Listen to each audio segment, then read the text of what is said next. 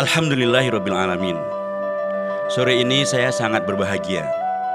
Saya akan ketemu dengan idola saya, tokoh Indonesia yang sangat saya banggakan.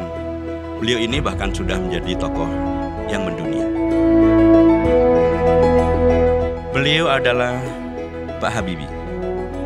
Di mata saya, beliau adalah figur yang mampu meletupkan inspirasi-inspirasi yang segar, yang selalu memberi suntikan semangat untuk mengabdi kepada negeri ini dan memberi manfaat untuk sesama.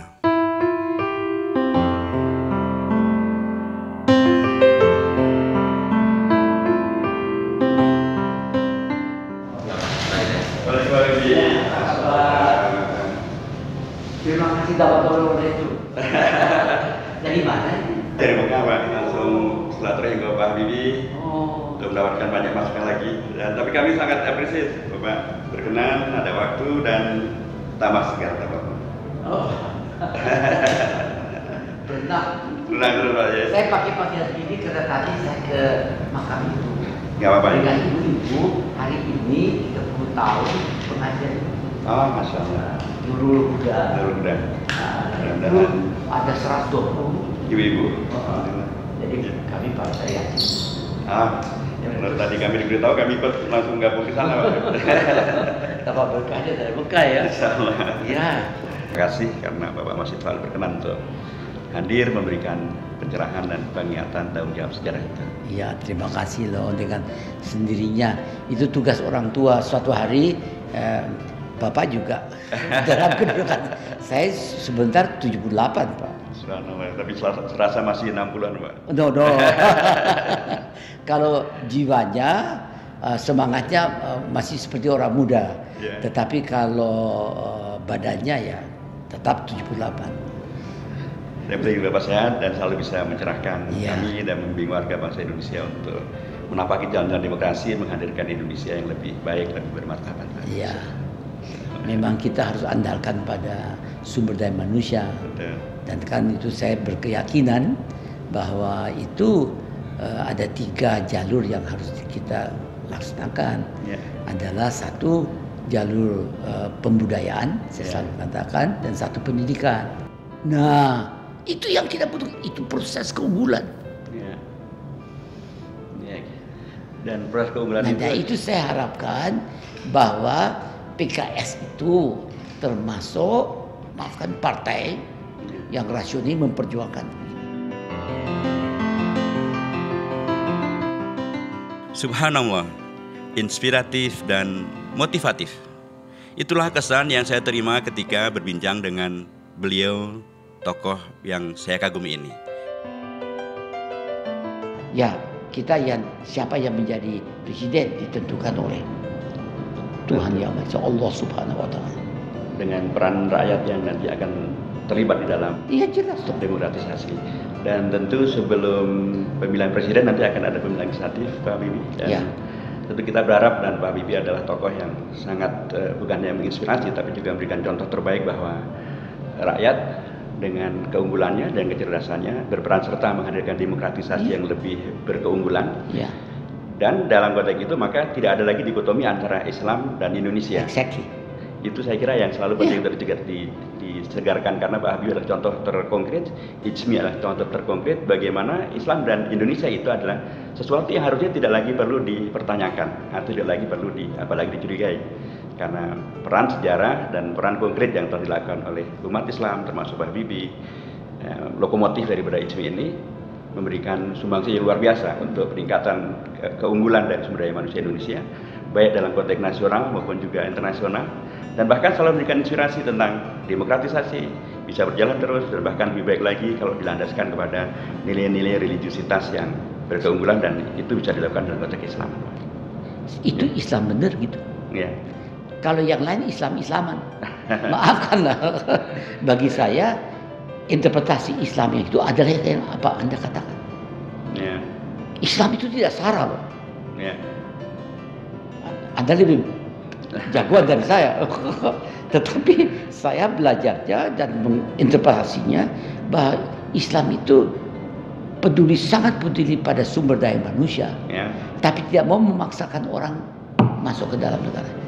Waktu itu dalam sejarah di Spanyol, Andalusia, waktu lagi makmurnya. Itu yang buat riset, siapa berbakat silakan. Dia terapkan lakum dinukum waliyadin. Betul. Ya, itu tidak menjadi soal. Jadi tidak pernah itu ada satu orang yang benar-benar nafasnya Islam. Tidak sara itu. Dan juga demokratis. Saya pernah ditanya di Eropa, Habibie, apakah Islam itu compatible, cocok dengan demokrasi? Kenapa kamu tanya gitu? Wah, dia cerita yang 1001 macam. Ya, karena punya Islamofobi. Saya begini ya, yang simple saja. Kalau saya umroh atau saya sholat di masjid, sebelah saya bisa raja, sebelah saya bisa pengemis. Saya tidak pandang. Di depan saya bisa pengemis, belakang saya raja. Tidak ada perbedaan. Mungkin ada dari Afrika warnanya hitam, ya itu dari ya, putih dan semuanya satu. Saya pakai itu kan feudalisme, ya kan. Berarti saya tidak, oh ini harus ini kedudukan sosial, tidak ada. Karena kalau memang saya harus mati lagi, saya bilang Allahu Akbar, yang tentukan Allah. I don't care. Karena saya alami sendiri, Pak, ayah saya. Ayah saya kan meninggalnya, dia lagi mimpin sholat Isya, imam. Dia bilang Allahu Akbar, tidak bangun. Jadi saya yakin bahwa yang pada akhirnya yang menentukan itu Allah.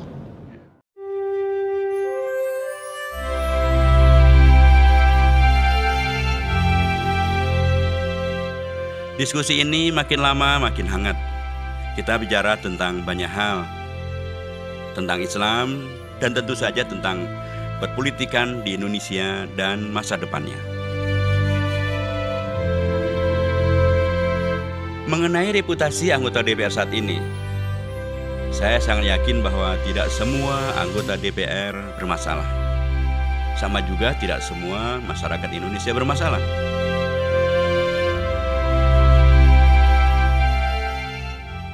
Jadi saya ikuti juga ya, saya doakan supaya proses demokratisasi ini kita lalui. Memang ada pasang surutnya, ada terjadi ini, tapi kita tidak bisa. Ada pepatah yang mengatakan setetes kotoran bisa menggeruhkan seluruh gelas. Jadi kalau misalnya ada beberapa tokoh pun dalam suatu organisasi yang konyol, bukan seluruh organisasinya konyol. Jadi hanya saja kadang-kadang kita juga mungkin perlu mengkritisi. Ada ungkapan karena nila setitik rusak susu sebelanga. Itu benar kalau relasinya adalah antara nila dan susu. Tapi kalau relasi antar manusia, Pak, itu kan tentu bukan relasi antara nila dan susu.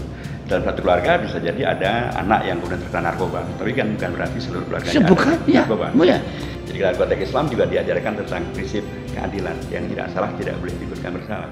Dalam hukum positif juga diberlakukan prinsip tentang keadilan. Artinya kalaupun dalam satu keluarga ada yang melakukan pembunuhan, bukan berarti keluarga seluruhnya akan dikenakan hukum akibat daripada pembunuhan. Jadi apapun, ini adalah sebuah penegasan bahwa dalam konteks sosial memang kita harus selalu menjaga. Dan itulah karenanya pentingnya kita mempunyai wakil-wakil rakyat yang selalu memperjuangkan demokratisasi dalam konteks Pancasila di Indonesia yang pasti berketuhanan Yang Maha Esa. Dan karenanya berisi tentang amanah, merakyat, memperjuangkan yang terbaik bagi rakyat, itu selalu harus dihadirkan, selalu harus dikerjakan. Sekalipun barangkali ada di antara anggota DPR ada yang mungkin macam-macam, tapi inilah tugas untuk kemudian menegaskan bahwa sesungguhnya tidak seluruh anggota DPR bermasalah, tidak seluruh rakyat Indonesia bermasalah. Bahkan kan dalam ungkapan ada cerita begini, daripada kita mengutuki gelap gulitanya malam, lebih baik kita menyalakan lilin. Kita nyalakan lilin, mulai tak ada terang. Semakin banyak lilin, semakin menerangi. Dan dengan cara itu kita bisa menerangi demokratisasi dan masa depan Indonesia berkeunggulan.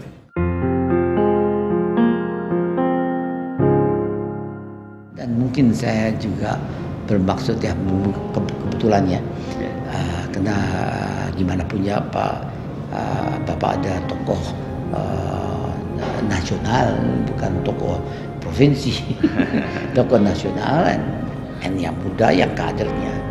Dan di situ saya yakin bahwa PKS adalah salah satu Ya, saya nggak bisa bilang satu-satunya, tapi saya rasa juga PKS dia harapkan demikian. Harapkan bahwa semua partai-partai jiwanya sama. Dan saya yakin harus kita kembangkan ke arah situ, supaya itu yang indahnya Pancasila itu.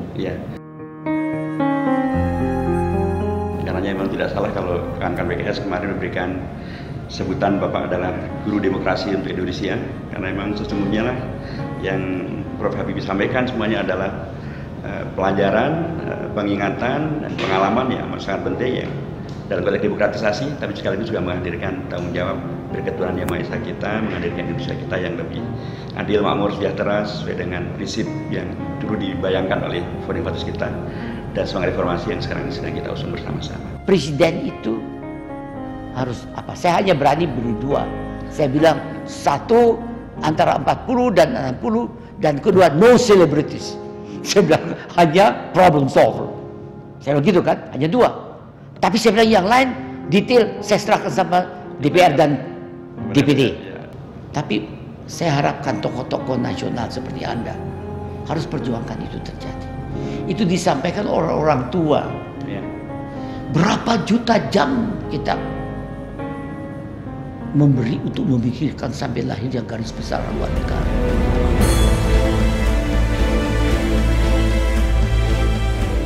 Bagi saya, sosok seorang Profesor Dr. B.J. Habibie adalah memang guru demokrasi.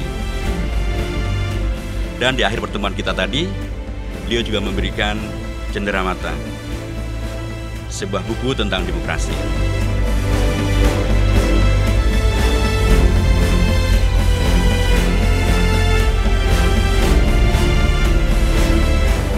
Terima kasih Pak Habibie.